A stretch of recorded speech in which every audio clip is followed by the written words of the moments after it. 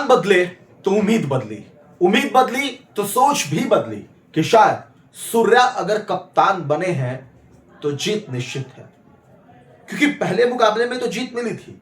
वही उम्मीद अब लोगों ने आगे भी पालना शुरू कर दिया था। लोगों को तो यह भी उम्मीद थी कि सूर्या की कप्तानी में अब प्लेऑफ में पहुंचने का रास्ता खुल सकता है। लेकिन भले ही आप लोग कुछ भी कहिए, लेकिन मैं एक बात जरूर कहूंगा कि सूर्या की कप्तानी में इस दो मुकाबले में मुंबई को जिंदा हुआ दिखाया है।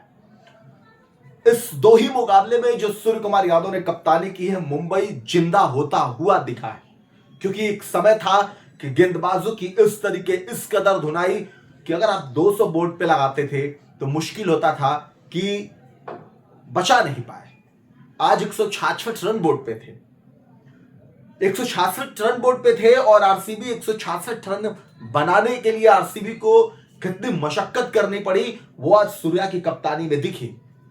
नो डाउट की बात करेंगे, सूर्या का आउट ऑफ फॉर्म 166 रन का स्कोर, एमआई का फिर से उतना बड़ा स्कोर ना बनाना, फेल होना, और जिस तरीके से सूर्या की कप्तानी में कुछ चीजें जो उनके डिसीजन पर निर्भर किया, वो ये सब कुछ करेंगे। लेकिन एक बड़ा जो नजरिया है, एक बड़ा जो रास्ता है, वो ये बता रहा है कि हार्दिक पांड्या से बेहतर है सूर्य कुमार यादव की कप्तानी। ये 2 मैच में और पिछले के उनके 7-8 मुकाबले जो उन्होंने किए होंगे, उसके अगर आप उसको एक तह पे रख करके अगर देखेंगे तो आप एक चीज निश्चित तौर पे पाएंगे कि सूर्या की कप्तानी हार्दिक पांड्या से बहुत अलग है।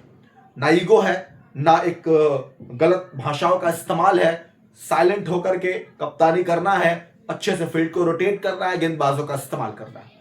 कुल मिलाकर के मुंबई टॉस हार गई थी और टॉस हारने के बाद आरसीबी ने मुंबई को निमंत्रण किया कि आप आइए बल्लेबाजी करिए। आरसीबी बल्लेबाजी करने के लिए आई, मुंबई बल्लेबाजी करने के लिए आई और मुंबई बल्लेबाजी करने के बाद 166 रन बोर्ड पे लगाती है 20 ओवर में। आज रियान रिकल्टन को भुवनेश्वर कुमार ने जबरदस्त तरीके से आउट किया। उसके बाद से 22 रन बनाकर रोहित शर्मा चले, वो भी पवेलियन की तरफ चल पड़े। रोहित शर्मा कुछ खास नहीं कर पाया आज।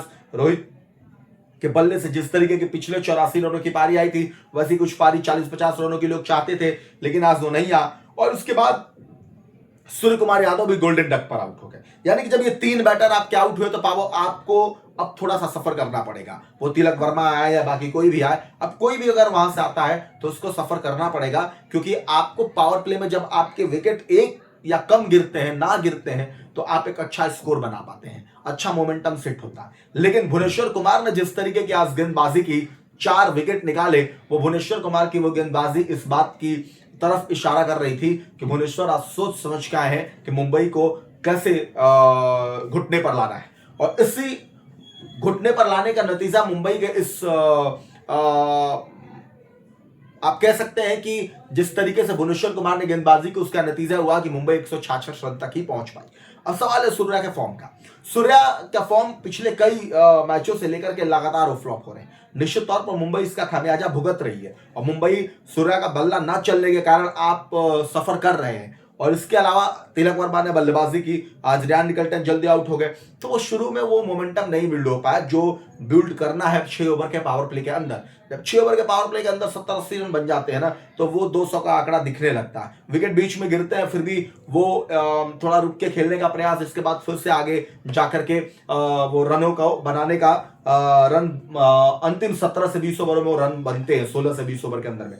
तो कुल मिला के 166 रन बोर्ड पर लगे। एमआई के बैटिंग के बाद आरसीबी बैटिंग करने के लिए आई। विराट कोहली भी आज कुछ खास नहीं चले। विराट कोहली पिछले 2-3 मैच से वो भी जल्दी आउट होकर के चले जा रहे हैं। फिर उसके बाद अगर देखा जाए तो कुल मिला के आरसीबी भी फंसती हुई चली गई। आरसीबी के भी विकेट नियमित अंतराल पर गिरते चले गए। बॉश ने गेंदबाजी करके पुनरावृत्ति कर दी जो भुवनेश्वर कुमार ने किया।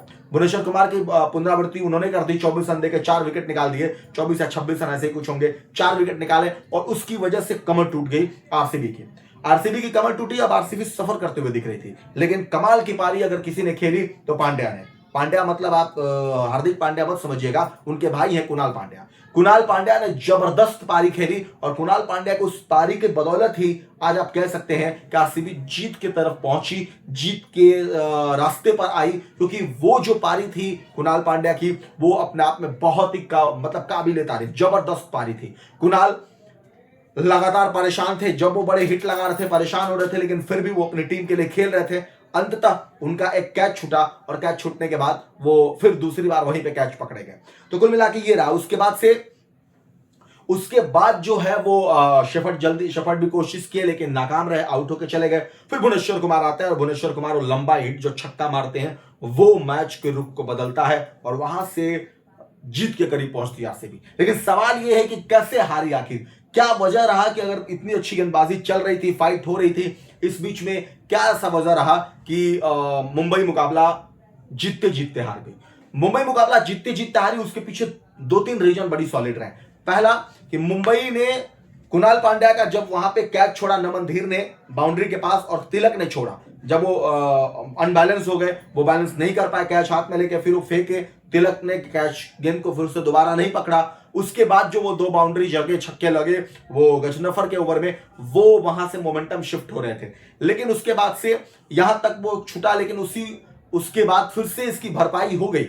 उसकी भरपाई ये हुई कि कुणाल पांड्या फिर लंबा एक शॉट खेलने की कोशिश की और वहां पे तिलक वर्मा ने कैच पकड़ा, जो तिलक वर्मा ने छोड़ा था, नमन धीर ने जो फेंका उसको। तो वहां से तो थोड़ी सी ये अगर ऐसे मुकाबले में अगर इस तरीके के कैच आप छोड़ते हैं तो आप निश्चित तौर पर सामने वाली टीम को ये आप एक मौका देते हैं कि वो अपने आप को खेल सके और 2-3 गेंद में सारा पासा पलट जाता है, जैसे कुणाल पांड्या ने पलट के और वापस चले गए। अब उसके बाद से सूर्या ने जो जसप्रीत बुमराह से गेंदबाजी कराई थी, जसप्रीत बुमराह कमाल की गेंदबाजी की, पूरे 6 गेंद जो उन्होंने डाली वो जसप्रीत एकदम सटीक गेंदबाजी की जसप्रीत ने, और वो गेंदबाजी का ही नतीजा था कि आपको 15 रन के आसपास बनाने थे और वो गेंदबाजी आपको मैच में वापस ला दी अंतिम ओवर तक के लिए। लेकिन वहां पे फिर से कप्तान सूर्य कुमार यादव जिस सोच के साथ वहां पे गजनफर को भी दे सकते थे या उन्होंने जो बाबा को गेंदबाजी करने के लिए दिया, राज बाबा को, वो नया गेंदबाज था, उनके ऊपर प्रेशर था, निश्चित तौर पर प्रेशर बिल्ड था, सामने शेफर्ड थे,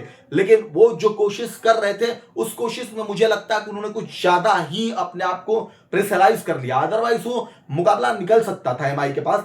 जो भरोसा किया कप्तान ने, कोई गलत नहीं कर सकते, नया गेंदबाज था, मौका मिला था, आज हीरो बनने का टाइम था, हीरो बन सकते थे, हीरो बनने कगार पर भी थे, लेकिन एक गलत फैसला जो आप करते हैं वो आपको गेंदबाजी में फिर चुकानी पड़ जाती है।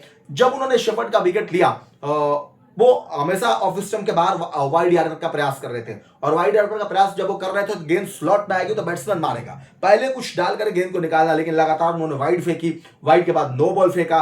अब ये जो आप वाइड नो बॉल एक्स्ट्रा देते चले गए, ये आपके लिए मुसीबत बना। हालांकि आपने शेफर्ड का विकेट लिया, शेफर्ड का जब आपने विकेट लिया वो विकेट आपके लिए बहुत महत्वपूर्ण था, लेकिन उसके बाद जो आप अपने प्लान पे काबिल ना होकर के फिर आपने जो गेंदबाजी की उनको भुवनेश्वर कुमार को, वो जो 6 हिट हुआ वो आपके प्लान के मुताबिक नहीं था।